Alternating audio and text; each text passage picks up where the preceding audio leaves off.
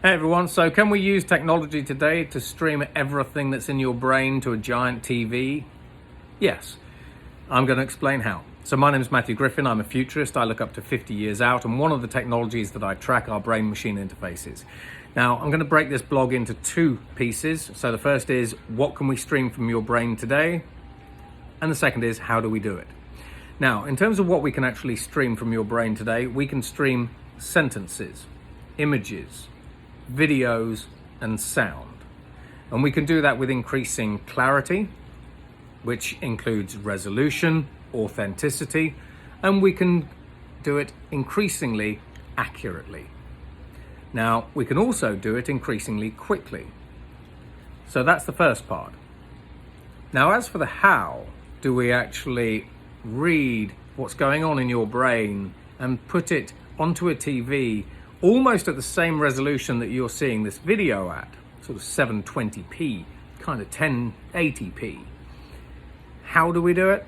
Well, there are two ways that we do it. Now, there are two types of BMI. The first is an invasive BMI. This is where we put a chip into your brain. These are companies like Neuralink. The advantage of being able to put a chip directly into your brain is that those chips are directly connected to your brain, and so they can read a huge amount of information from your brain very, very quickly. And the information that they're reading from your brain are things like capillary dilation, as well as synaptic information. Now, when you think of particular things, your synapses do two things. They produce electrical signals, but they also produce acoustic signals.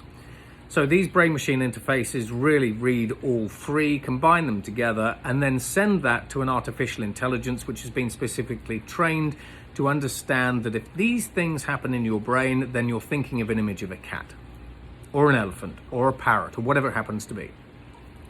Now, the second kind of brain-machine interface is non-invasive. There are two ways that we can do this. We can do this using a traditional skull cap, which uses near-infrared light to penetrate the bone of your skull, so that we have indirect reading of all the things that are going on in your brain. And the second is what we call quantum sensors. Now, with quantum sensors, the University of Surrey recently created some quantum sensors which are millions of times more sensitive than any regular sensor that you can think of, that is able to read brain waves from across a room.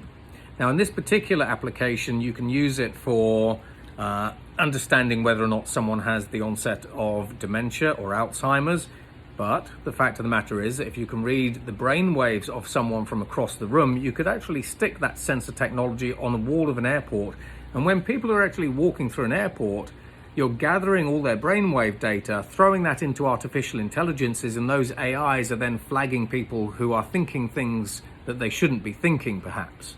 So when we start talking about the thought police in the future, that's already coming. So that's just a very, very quick introduction to BMIs. I hope you like it. If you've got any questions, put them into the comments, like, subscribe, all that kind of stuff. And I know what you're thinking. Could have done better on that one. Take it easy. Goodbye.